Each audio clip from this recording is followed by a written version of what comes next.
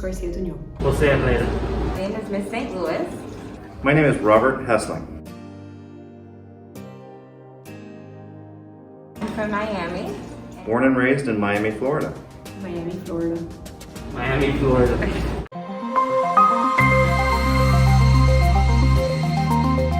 My name is Adriana Isabela Panchana Aguilar, and the purpose of my experiment is to see if magnets affect bean plant growth. I came up with this project idea by combining my interest in plants and my fascination with magnets. I learned from my background research how to grow bean plants, and I deepened my knowledge of Earth's magnetic core. I believe that if magnets are placed with the bean plants, then the growth of bean plant seedlings will be taller and grow faster. I thought that this would happen because of the magnetic currents caused by Earth. Intertwined with plants, which are a living being on Earth, would make a big impact. The dependent variable in this experiment is the height of plants with magnets, and the independent variable is the number of magnets added to the plants. The controlled variable was the amount of water added to the plants. I measured the growth of all bean plants with a measuring tape. I calculated the results by observing the plant growth of all 6 plants, 3 plants with the magnets and 3 without. I knew that plants would take a while to grow, so I did all 3 trials at once, and in a way it improved the experiment since they each received the same weather at the same time, which cannot be controlled. The graph tells me how tall each plant grew over the course of 36 days. My results varied from each plant, as the shortest grew 35 inches and the tallest grew 45 inches. The only thing that might explain the variability would be the magnets placed with the plants because they were all planted on the same day with most likely a 15-minute gap in between. I based the conclusion based on the height of the plants, and that is the only logical thing that comes to mind. My findings are important to anybody that is interested in the field of magnetics and botany. Anyone also interested in increasing the speed and height of their plant, depending on the plant species, may also want to know these findings. The next experiment I would do would be to see if adding magnets to other species of plants would give it the same effect. I've already partially started this experiment by planting 2 avocado seeds, one that had 10 magnets and one without. The one with 10 magnets has already sprouted and is beginning to grow. The one without has not grown or sprouted at all. The part that I enjoyed the most would be watching my plants grow from start to finish. And something that I would do differently to this experiment would be to conduct the experiment during the months that the plants grow the most, whereas not leaning towards winter because winter killed the plants as there are more humid plants.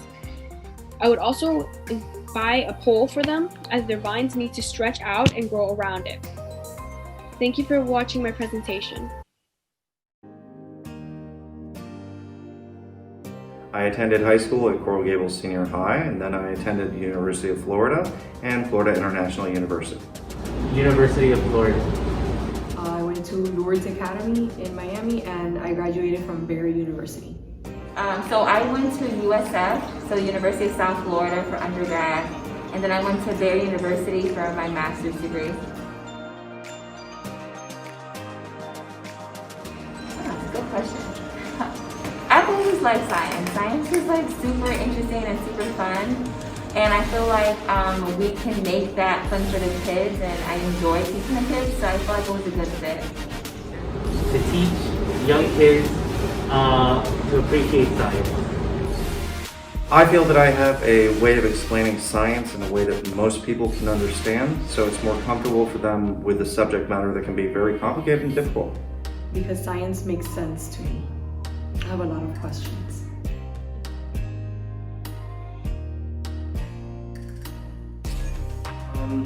Probably I would teach English because I have a degree in English, or I could teach math because I have a full understanding of math. But I feel comfortable with the position I'm in. I really like medicine, so I definitely probably see myself maybe in the nursing or something of that sort. A vet or something with animals. Research assistant.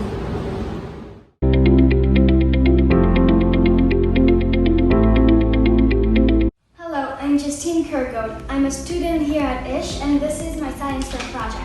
It's about tsunamis and ways to stop them. I found this project idea on a science website, and I chose it between many because tsunamis are very dangerous and we need to find good obstacles to protect populations.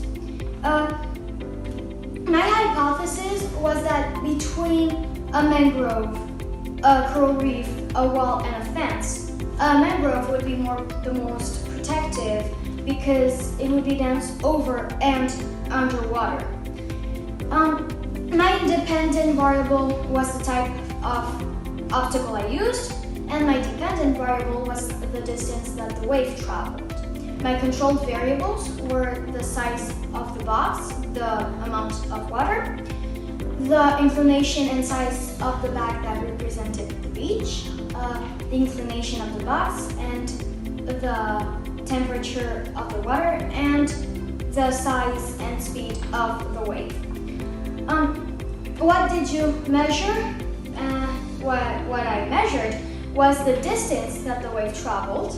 And how did I measure it? Well, by placing these tapes on the bag and on the side of the box. They're each 5 centimeters away from each other. And I calculated it by comparing where the wave was going to what tape the wave was going for the different obstacles. I replicated that experiment by just doing 2 waves for each obstacle. And then I put all my results in this graph. These graphs tell me the distance that the wave traveled for each of the different obstacles. So it's very useful because I can compare and I can see that my results were not that different, but were different still. Like here, for example, the wall and the coral reef are very different, but the fence and the mangrove are the same. I based my conclusions on that, and I concluded that my hypothesis was incorrect, since the wall was more protected than the mangrove.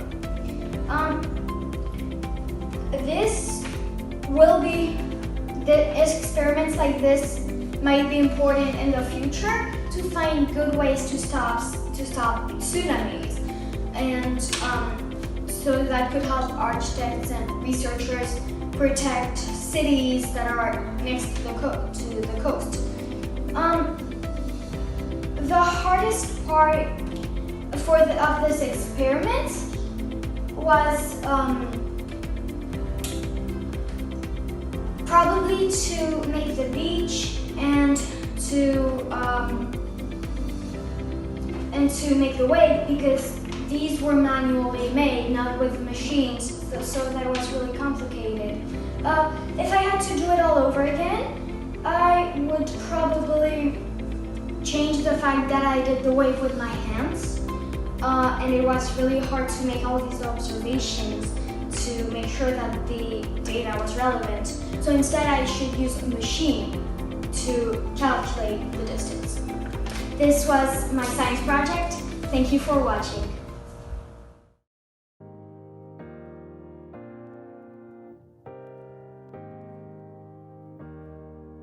Because it's just like, I don't know, it's like you're like family here. It's so awesome here. Like the teachers, the students are super cute and sweet. I don't know, it's just, I like it here. It's like family. That's the best way I can describe it.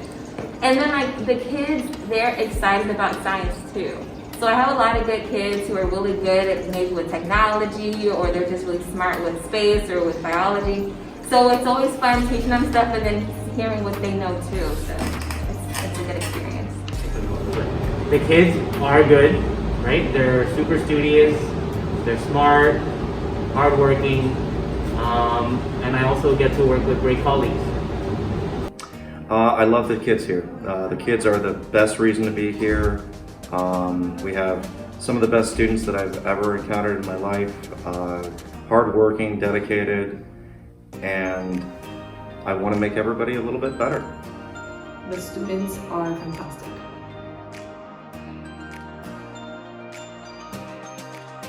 The ability to fly. I'm not a big fan of getting on planes. Mind reading. No, that's an awful one. Sure. No, levitating. Invisibility.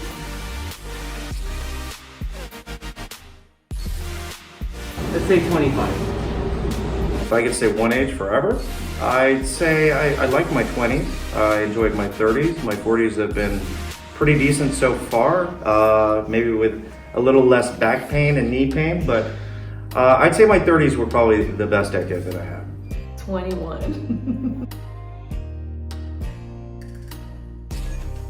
Anytime that I am trying to explain a difficult subject to a student that is struggling to see the answer, to come to the answer, and then that light that I see that turns on in their face when they finally get it. Any of the memories that I make with the students, whether it's something that they learn or something that we, like an inside joke in our class, any of those moments. And grad venture. There's so many. I love it when the kids, like, when they didn't know something initially and then they finally have that aha moment. Let me think. So right now the kids are learning about like forces, and like at first when they learned about it they were like so lost, but just seeing how they progress and how they understand it now, that's really, that's what touches me as a teacher, just seeing them get it. When kids would just be engaged in the lessons and ask me, follow-up questions and really questions that would challenge me.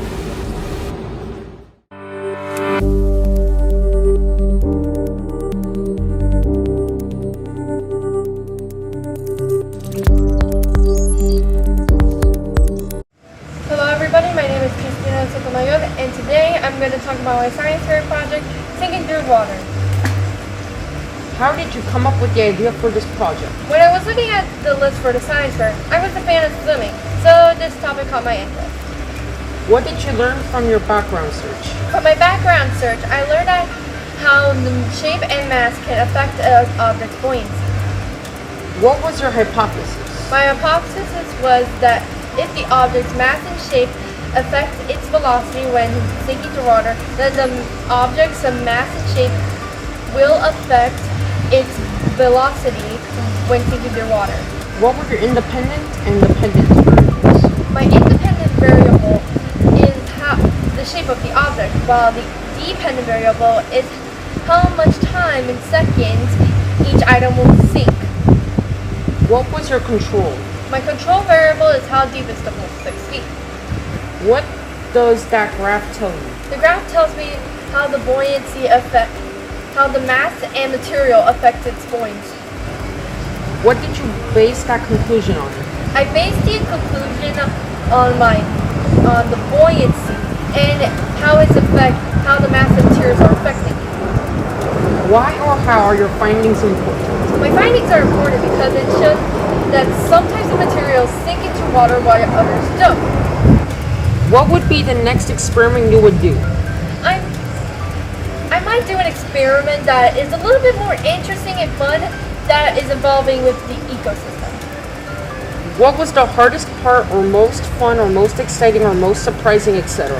The most fun part about this science fair experiment is actually recovering the items when you sink into the water while diving in to the pool. Thank you for everyone who are listening to this. Butterfinger. Nerds or sweethearts? Twix.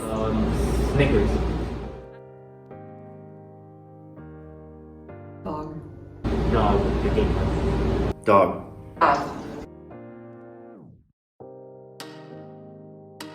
iPhone. iPhone. iPhone. Favorite food? Oh, Cuban. Oh, but like specific? Pita empanizado. Con arroz y frijol. Italian. Italian or Japanese? Chicken.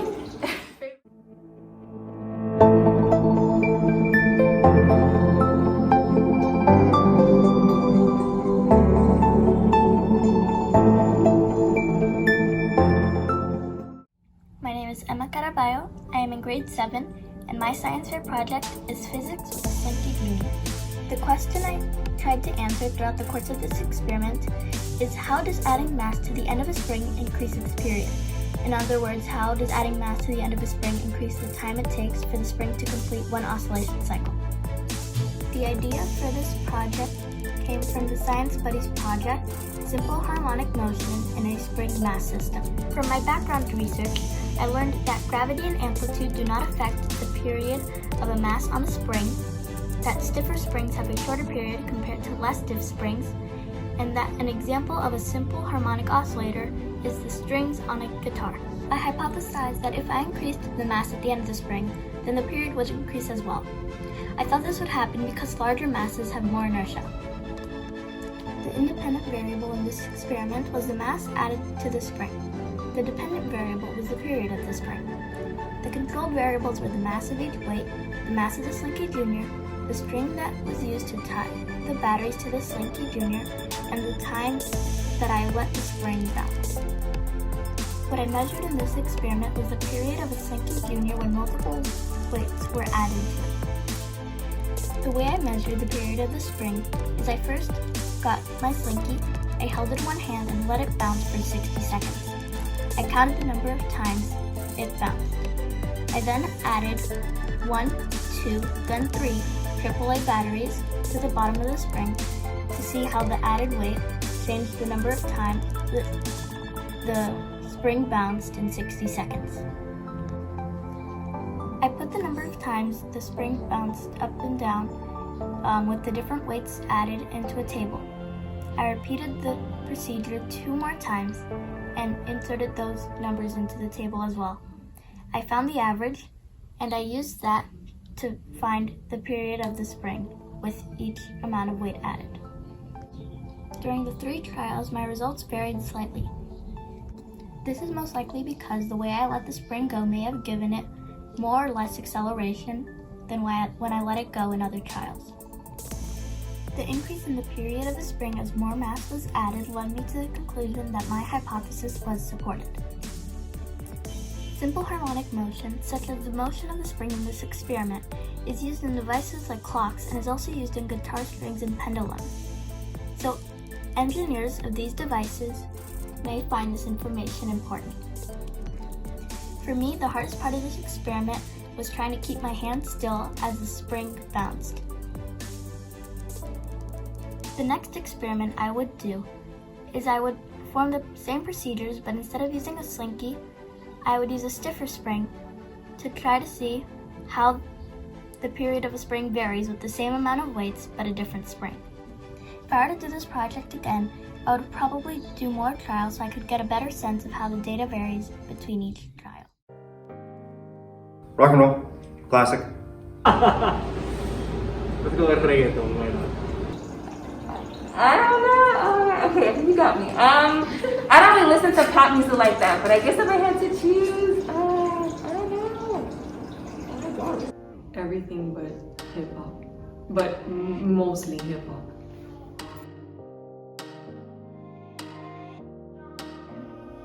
Coffee. Coffee or soda?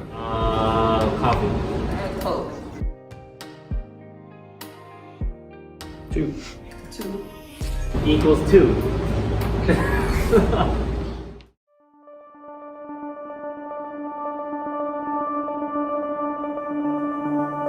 Hello, my name is Alon Spector, and I'm in Miss St. Louis's class. The name of my experiment is weight change of metals in seawater. I came up with the idea of my project while thinking about how global warming and rising sea levels will harm some buildings close to shore. I found from background research that titanium generally does not oxidize or corrode in water. My hypothesis was that the titanium, when submerged in water, would have the least weight change. I thought this would happen because my background research showed that titanium does not oxidize or corrode easily. My independent variable is the exposure of different metals to seawater. My dependent variable is the average weight change of the metals. My control would be the weight of the metals before being placed in the seawater. I measured an average weight change of the metals with a scale that could weigh to the 100th of a gram. I took the average weight change of every metal for every trial. I replicated the experiment by putting the metals in water at the same time, with different jars and in the same place. My graph tells you every metal's initial weight from every trial compared to its final weight. My results did not vary much because all of the metals were exposed to the same conditions. My findings may be important because it could help buildings that are at risk of exposure to water from global warming be built out of stronger materials. People that construct buildings may want to know this because they could make their building out of materials that are more resistant to water. The hardest part of this experiment was getting the background research, as I found it difficult to get information about the topic. If I had to do the experiment all over again, I would place the metals in running water instead of still water.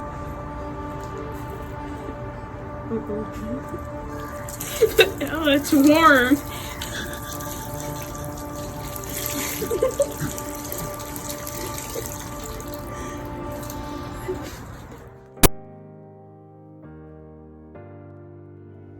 E.T. Let's go with Aladdin. Love and Basketball. I know that's so cliche. Die Hard. Myself. Miss Pham Wong. Then why, I guess. Do I have to answer that? Batman. Batman. Batman. Batman.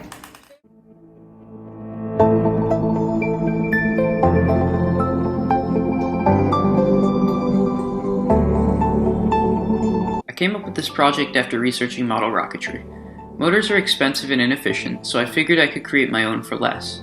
I learned that motors use an oxidizer and a fuel to function. In my case, I used potassium nitrate as an oxidizer and various sugars as fuels. I hypothesized that if 3 sugar-based fuels were tested, the fuels being dextrose, sucrose, and a 50-50 blend of the two, prepared in the same conditions on a horizontal launch platform, then the dextrose fuel would go the furthest. This is because it's the most energy dense. I figured I could create cheaper sugar motors myself to use rather than needing to buy costly pre-made motors. My independent variable was the type of fuel used in the rocket. My dependent variable was the distance traveled by the rocket, and a simplified list of my constants include the cooking conditions, the implements, the mixture of fuel to oxidizer, the launch mechanism, the rocket body, and the testing surface. Had the rockets worked, I would have measured the distance with a tape measure. The rocket fuel that averaged the furthest distance would have been the most efficient. I created the fuel several times over in the same manner, but none of it ignited. Had it worked, I would have tested the fuels 3 times on the same platform. My graph, which has all values at 0 for average distance, shows that none of the rockets ignited and, as a result, traveled any distance. My results were uniform in the lack of success. There was no variability. I concluded that it is less dangerous, faster, and easier to simply purchase rockets from a store. This was based on my rocket's failure to ignite and the rather unpleasant inhalation of potassium nitrate. While my results did not answer my hypothesis, they were still useful. Knowing that the production of homemade fuel is difficult and labor-intensive could spare others the initial cost of supplies needed to create a successful rocket motor. The information could be useful to fellow rocket hobbyists who have contemplated homemade fuel as an alternative to store-bought fuel. The worst part of the experiment was shifting my respirator and accidentally inhaling potassium nitrate. If I had to repeat my experiment, I would buy lab-grade sugars and nitrates. My sugars were store-bought and likely impure, and I got my potassium nitrate off of eBay. I'm not quite sure whether my oxidizer was actually potassium nitrate or some other potassium or sodium derivative, given that it was normally so easily ignited, and did not ignite this time. Had the fuel worked, I would have built an apparatus that would have allowed me to switch out the rocket bodies easily and rolled on 4 wheels. Thank you. The Heat. I'm Casey with the football with Pat Mahomes. The Heat, at least they Heat. At least they win sometimes. Dolphins. What was their Isaac Newton? With Einstein. Who? Aristotle. Einstein.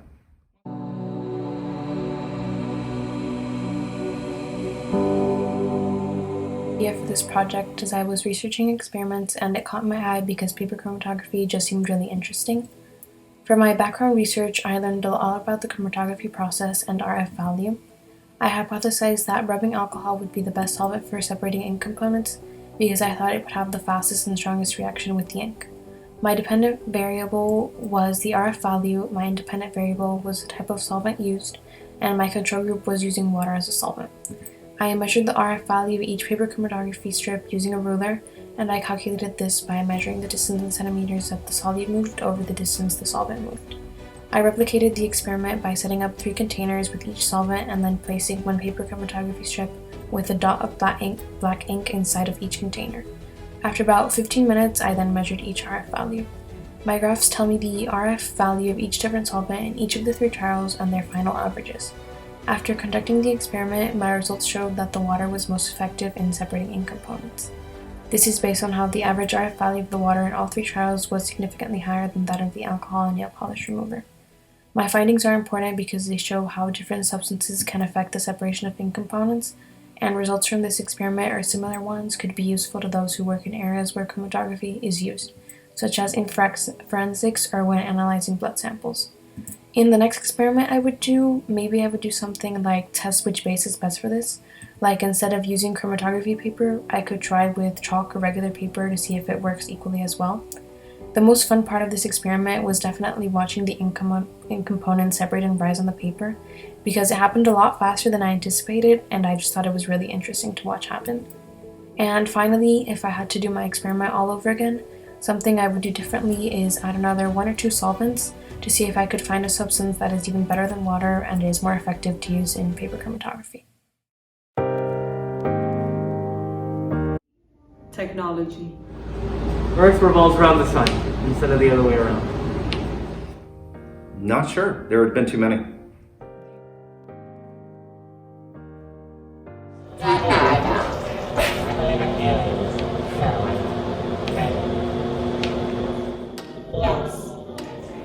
Yes.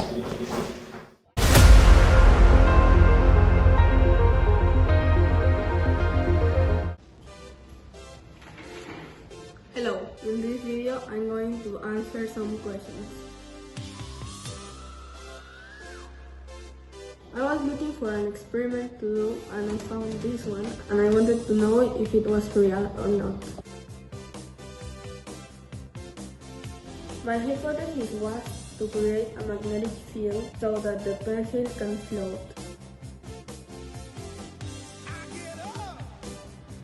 I thought that would happen because of the north and south poles. If the magnets repel each other, they will create a magnetic field, and these magnets here will repel to this magnetic field, so that will make the pencil float.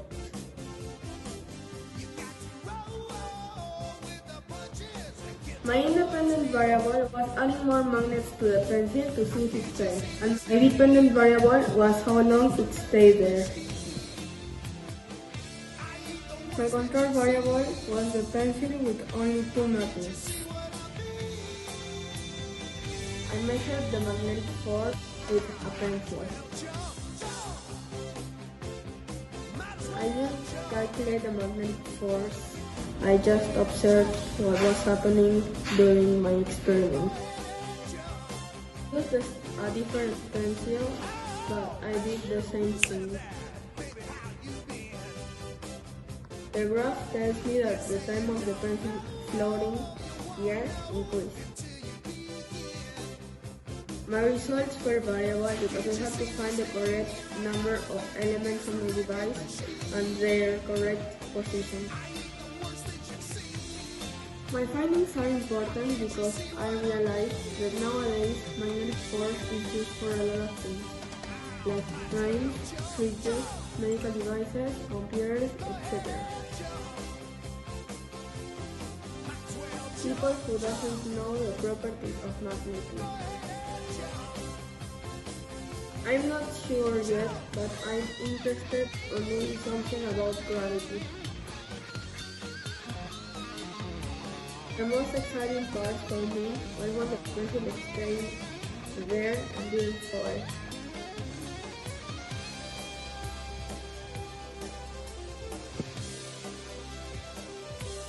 took me about 1 day to build it. To build the device, I used wood, nails, glue, a hammer, and a saw.